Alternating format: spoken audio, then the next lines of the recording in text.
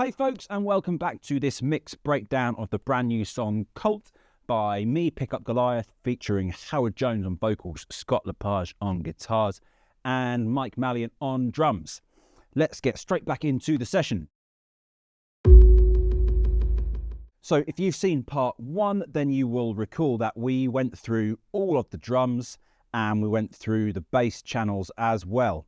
So we looked at all of the individual processing on all of the drums and the drum bus processing, and we looked at the electronic drums and we looked at the bass channels as well. That's as far as we got. So we were in more or less this sort of place.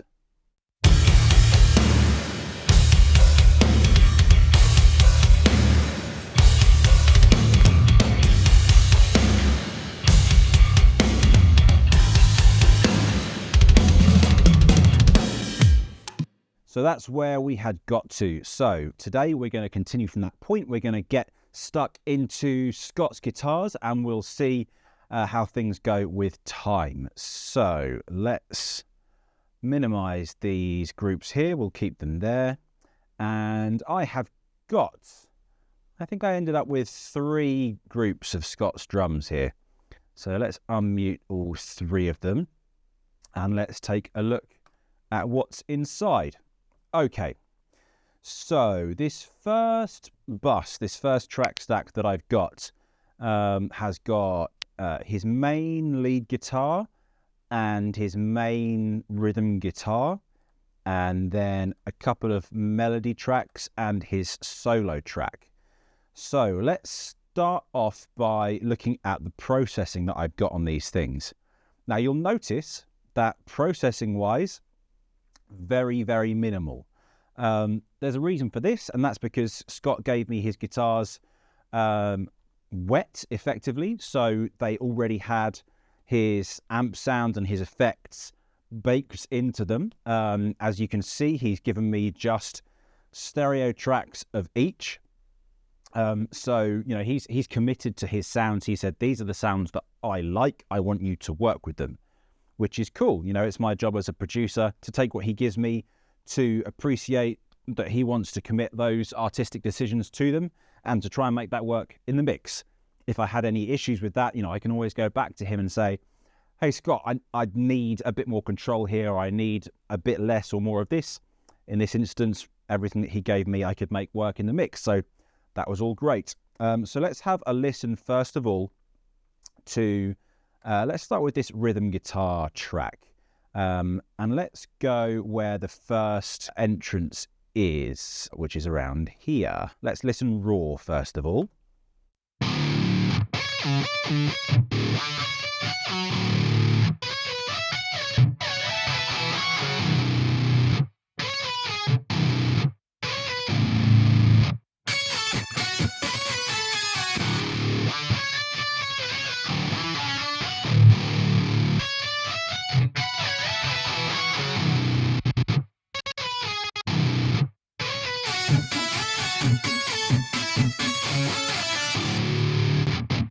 So as you can hear, it's a super cool rhythm guitar track.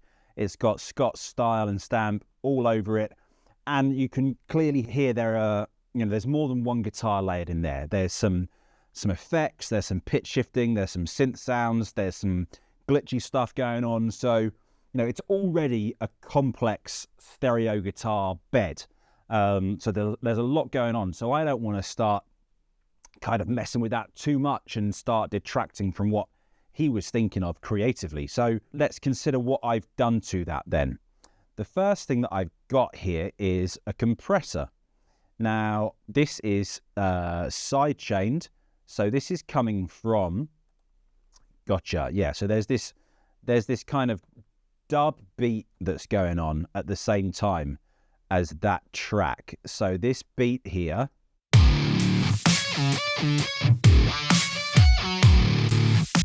I'm using, and I'm side chaining that to the guitar to, I guess, just to duck that guitar a bit to help that groove really stay prominent. Let's engage that.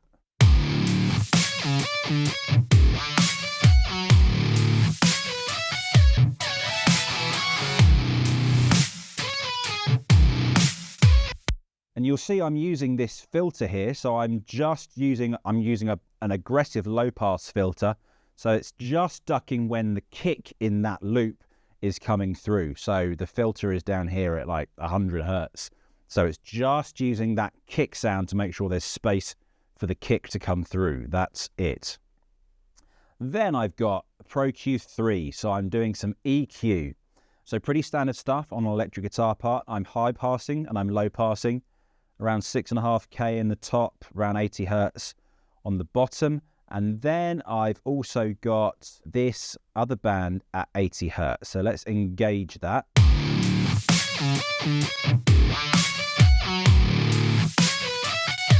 And that's also sidechained, coming from bus 10, which is, I believe, my bass guitar bus. Here it is, bus 10. So I'm using that to make sure that the bass guitar has got some room to come through in the low end. Although I believe at this stage in the track, there is no bass guitar. So that must apply. Yeah, that's only relevant here later on where it's playing with the bass guitar. So let's just listen to those two elements here, and then I'll engage this specific EQ band. Okay, so let's turn that off.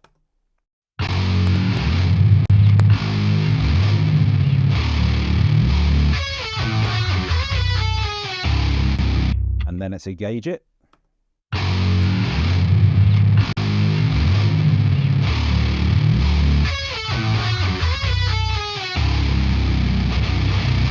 So literally using it to get some of the guitars out of the way of that bass guitar at 80 hertz when the bass guitar is playing. But obviously when it's not playing, that sidechain does absolutely nothing.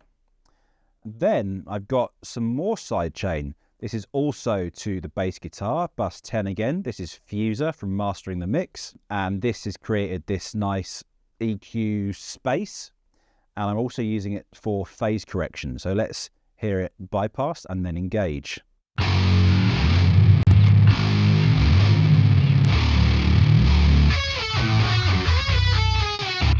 And engaged.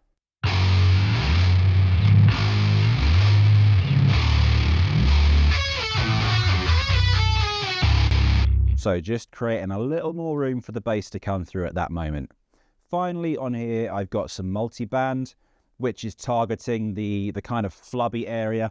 Especially if you've got palm mutes and stuff, then this is a good trick to have. Let's see what this is doing when we engage it.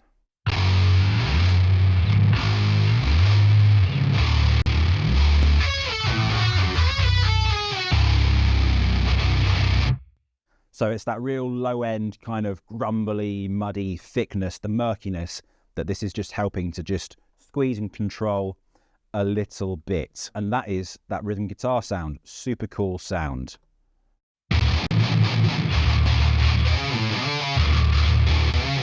So let's hear that with the other elements going on at this stage.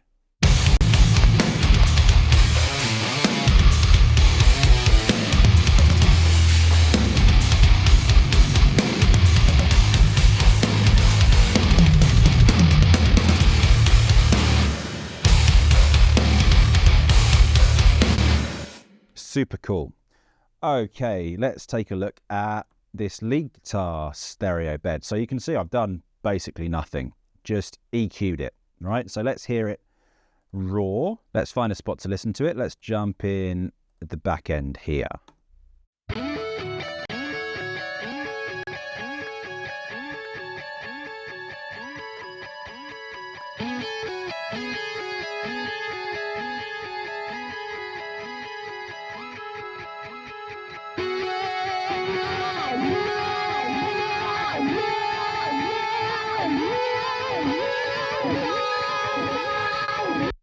Okay, cool. So let's look at the EQ that I brought in on that.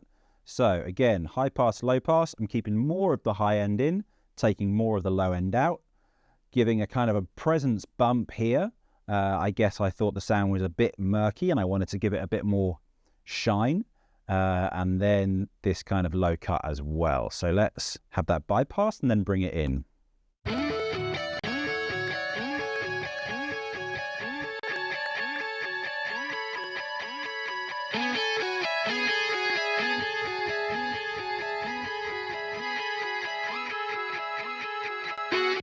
And let's hear that with the rhythm and with the bass as well, with that EQ in and out, so we can hear the difference. We'll start out.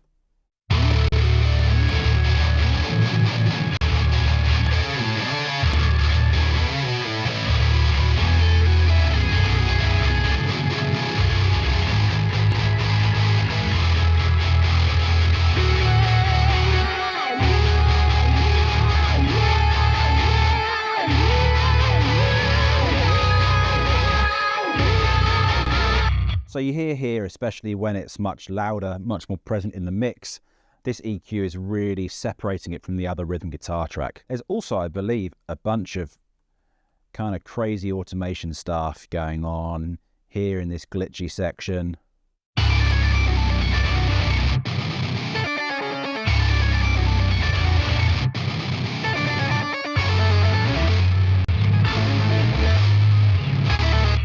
There's all sorts of funky stuff going on in here that we'll take a look at later on, actually.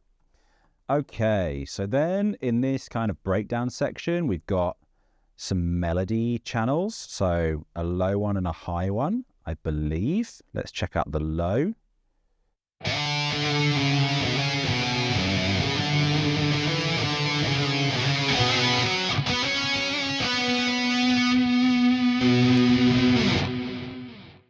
So just in octaves, and I've split them kind of left and right.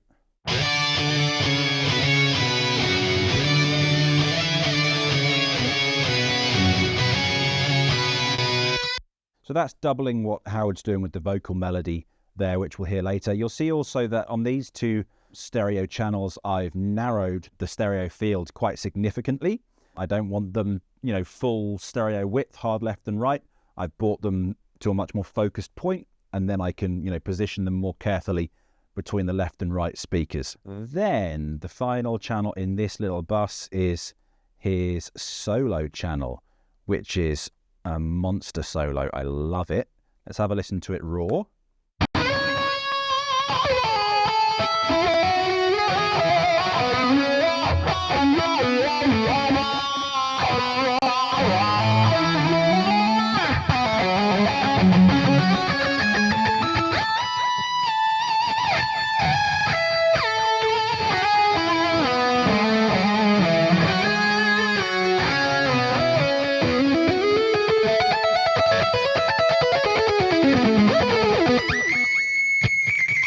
Such a good solo. Okay, so EQ first of all, similar stuff, but shifting a little higher. So the high pass is a bit higher, the low pass is even higher still. Presence bump, muddy scoop.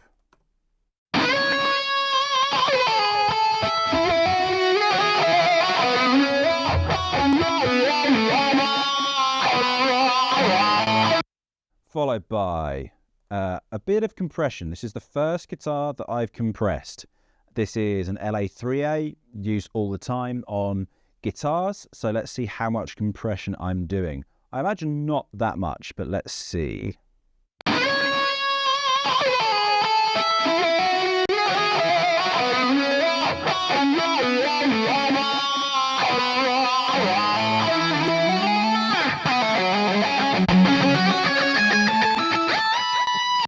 So max like 3 dB on this VU meter. So, you know, not compressing hard at all, just evening ever so slightly to kind of make a little bit less of this dynamic range. Then directional mixer. So I'm narrowing that field exactly the same as what I've done on these pan pots here, but I've done it in a plugin instead of on the pan pot. So I'm bringing it to kind of 50% width. So it's sitting more central in my mix rather than all the way out, because I've got the rhythm guitars wide out, so I'm bringing the solo focused a bit more central. Not totally central, because there's nice reverb and delay and space in there, so I still want a stereo feel, but it's not wide out.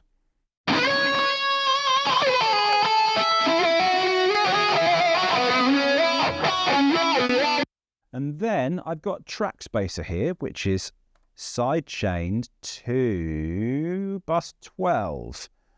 Which is the main kind of rhythm guitar bus that we'll come to in a moment. And this is just side chaining the low end up to like 600 hertz, which is just to make sure that the bottom end, the chunkiness of the rhythm guitars, has still got room to come through even when the solo's there. The solo is taking the kind of presence area, the high end, and that's where it's coming through.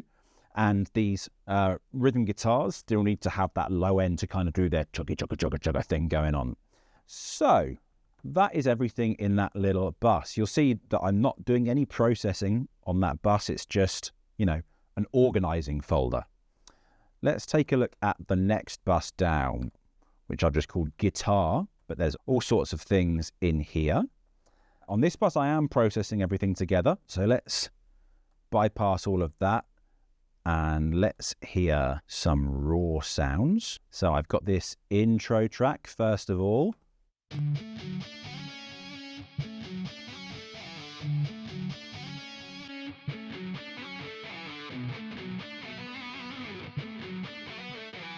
Now this is interesting. What I must have done here is do like a match EQ to use the opposite curve of something that's already present in the mix.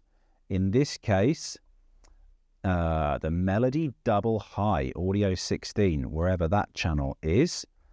Is that a guitar channel? Yeah. So that's because I wanted it to be the opposite of what comes later on.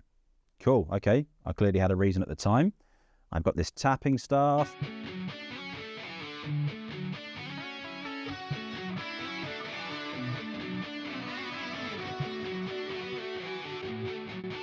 Which I think must have been one of the original channels that I had played in, which was just like a counter melody that I wanted to keep in. I'm using Rebea from Neural DSP for that sound with some EQ afterwards. And then we've got Scott's tapping channel here. There's a low and a high.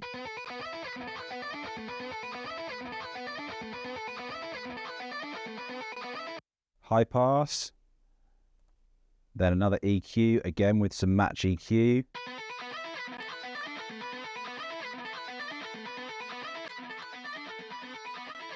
Running that through some just some effects pedals from Rebea again.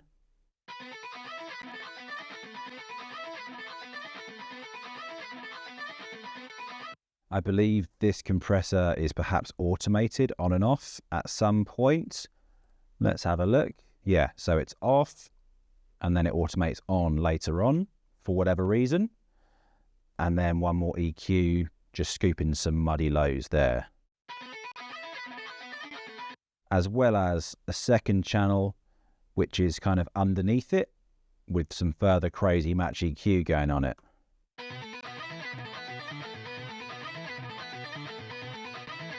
Kind of like a low octave. And then there's this harmony, I believe, later on. This must have been something of mine from the original as well.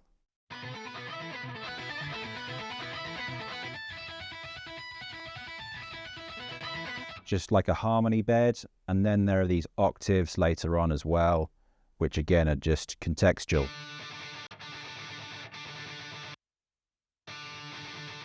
You know, they're really not doing very much. On the bus for those things, I've got a bunch of stuff. So let's see what I've got. Pro Q3, high pass, low pass, nothing crazy. Some API channel strip. So I guess I'm just doing some EQ, maybe some compression.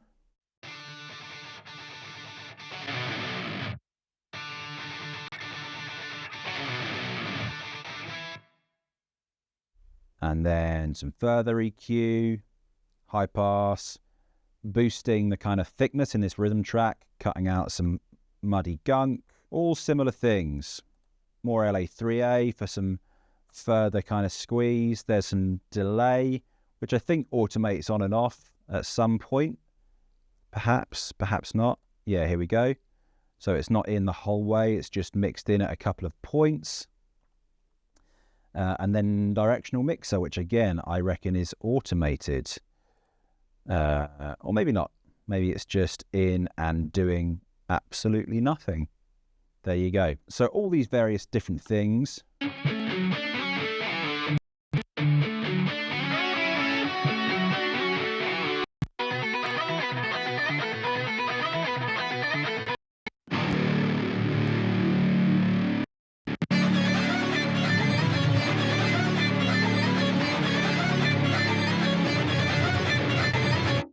And then I've got these extra buses within buses. So I've got Scott's rhythms going on down here.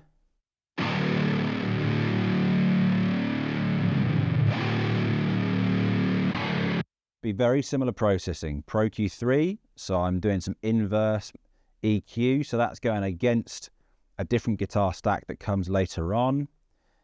And then another EQ which I'm not using, it's bypassed.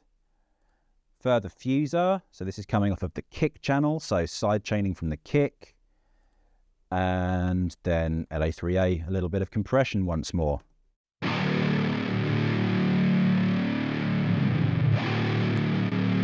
And then this choppy rhythm for the kind of drop section.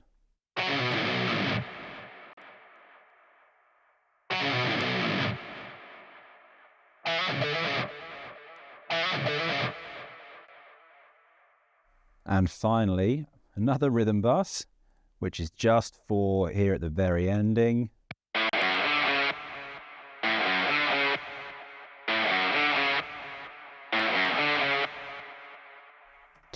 Which I believe are some of my original guitars.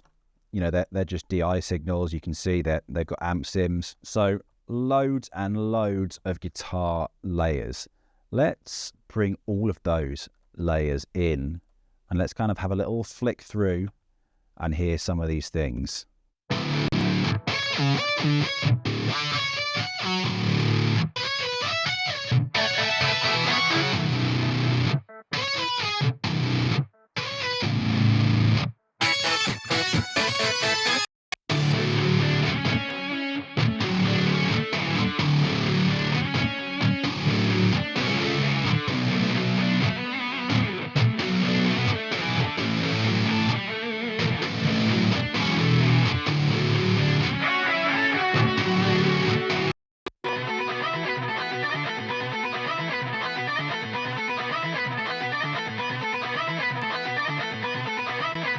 Let's bring the bass guitar in as well, and let's hear it this drop.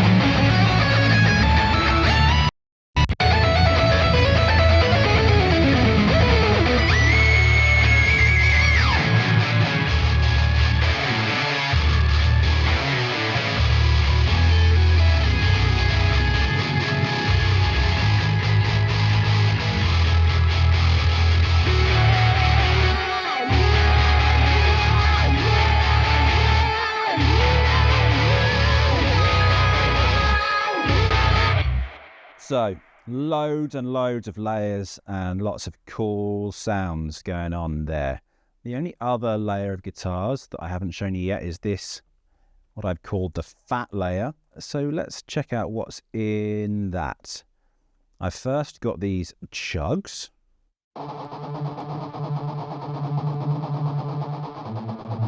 And again, you can see, you know, the processing is very similar. It's pretty minimal. It's EQ, it's sidechain EQ, it's a little bit of compression, almost always with the LA3A. I love it on guitars.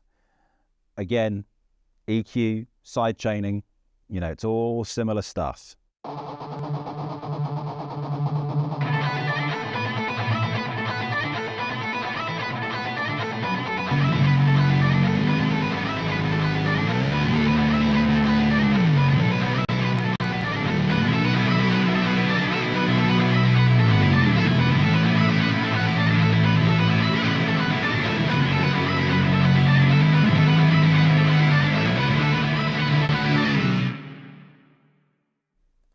loved that sound that I got from Rebea in the first instance.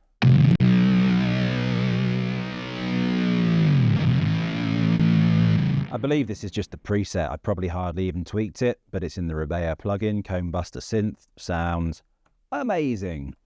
And that's all of the guitar channels. So loads going on there.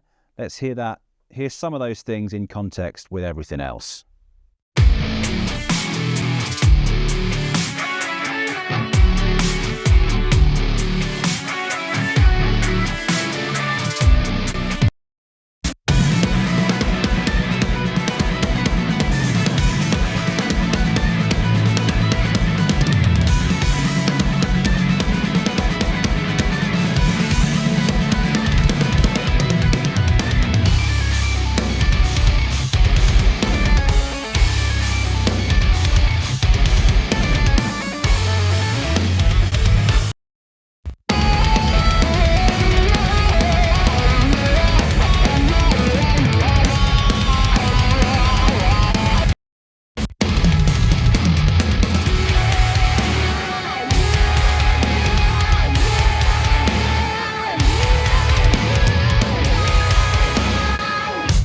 Cool. What an amazing job Scott did on those guitars.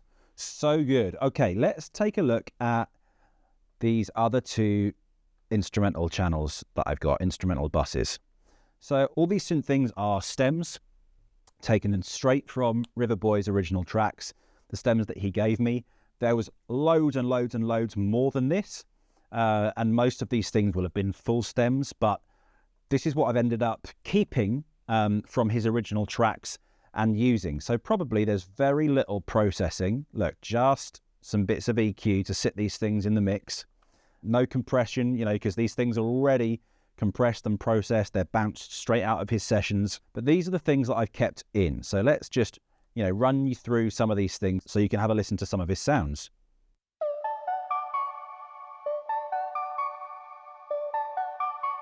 You know, and you'll start to hear in these things some of the themes that Scott and myself have picked up on in the instrumental tracks.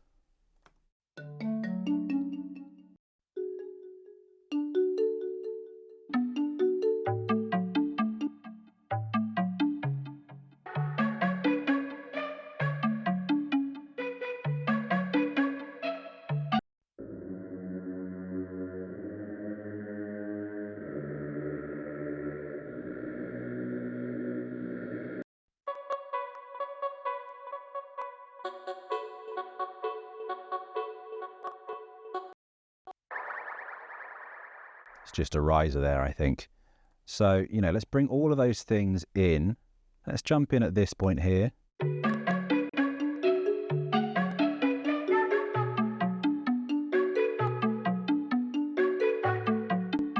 And let's hear the mix with and without those things in. So let's take them out.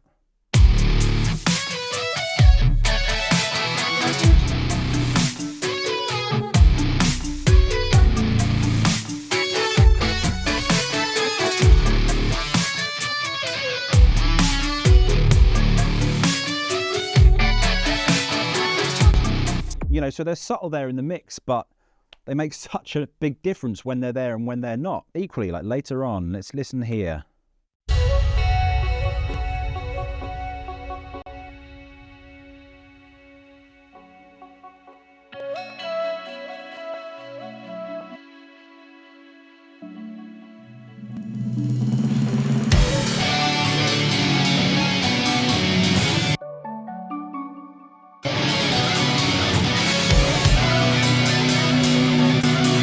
Later here at the drop. Okay, that's what you're listening out for.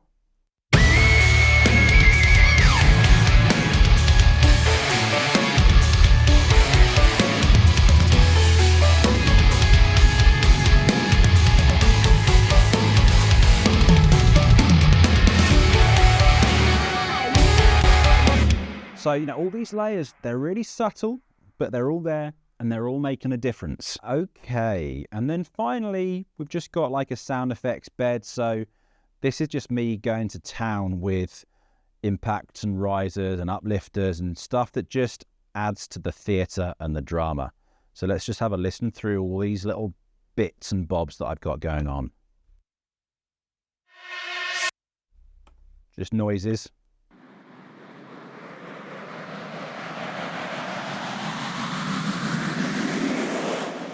Classic risers.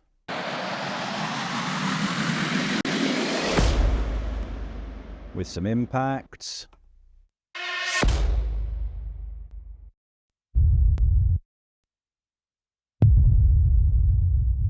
Something much deeper, and then they're all just repetitions of the same things, really. I don't like to use too many different effects and sounds. I like to choose kind of a small palette and then use them throughout, so there's some kind of consistency within these sound effects, you know, and they're not prominent in the mix, they're just contextual, just to give a bit of extra drama without kind of going, boom, here's an impact, or yeah, there's a riser.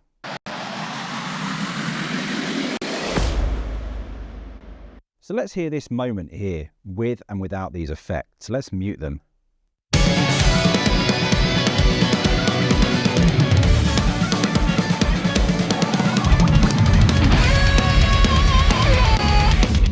Okay.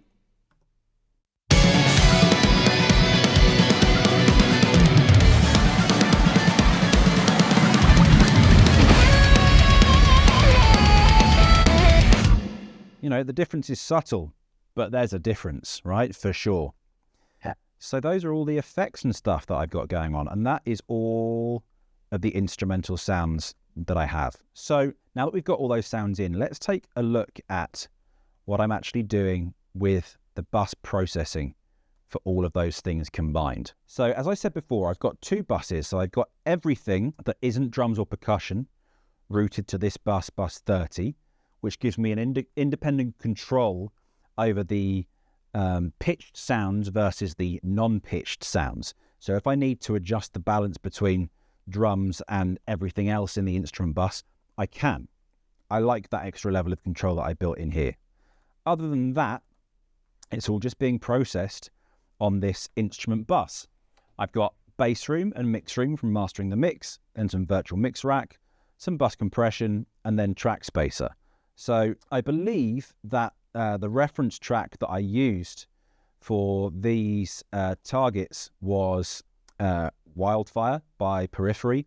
Super aggressive track. I really wanted something that was kind of really aggro to target these EQ curves with.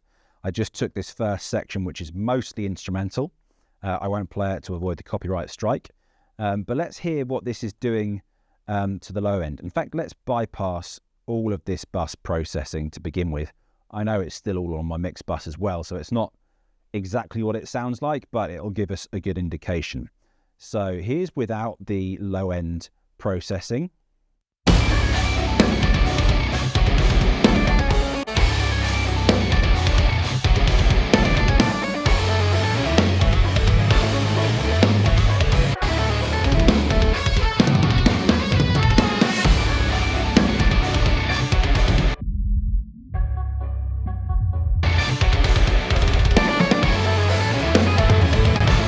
So definitely shaping that EQ in an interesting way.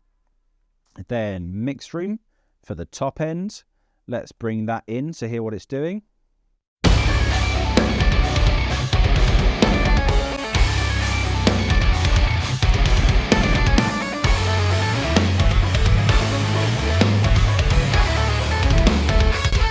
So that's making a massive difference. You can see the kind of classic muddy frequencies around 500, 560 hertz, they're being pushed back by nearly 3 dB. Then this area around 1 to 2K, the kind of presence area is being pulled forward by a dB.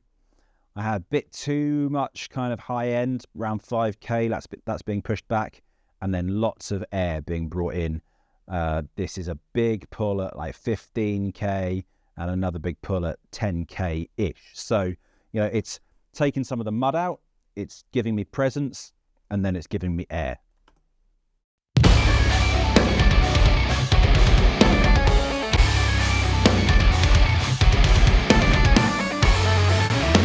Massive difference. Followed by my virtual mix rack. So I've got some Neve style EQ going on, bumping around 110. bumping around 5K. As I said previously, these are, classic Nolly moves that I've just taken straight from him that sound great. And I will have mixed through these. They will have been on my instrument bus the whole time. Quite a big 12K bump, and then another 60 hertz bump. So let's bring these things in one at a time. And then I'm just trimming at the end there. So let's leave that on. But we'll bring in the knee first.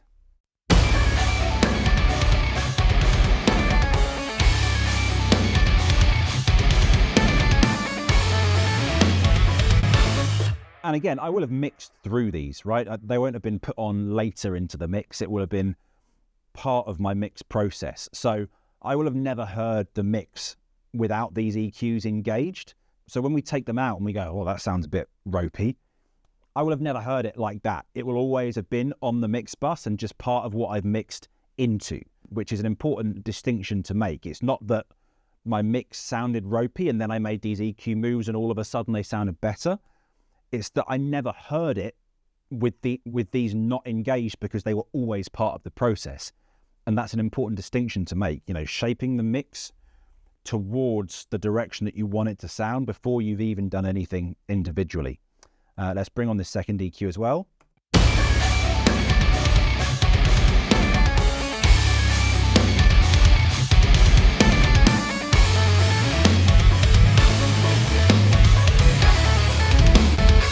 So big difference.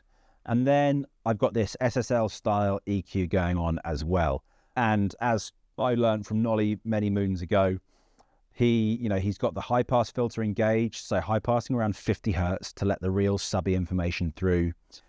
Super fast release, the fastest it can be, pretty fast attack, and 4:1 ratio. And then looking for around 3 dB of gain reduction on the snare hits. That's basically his trick. And it's just going to work to bring into the mix those aggressive snare peaks that are still really pokey at the moment.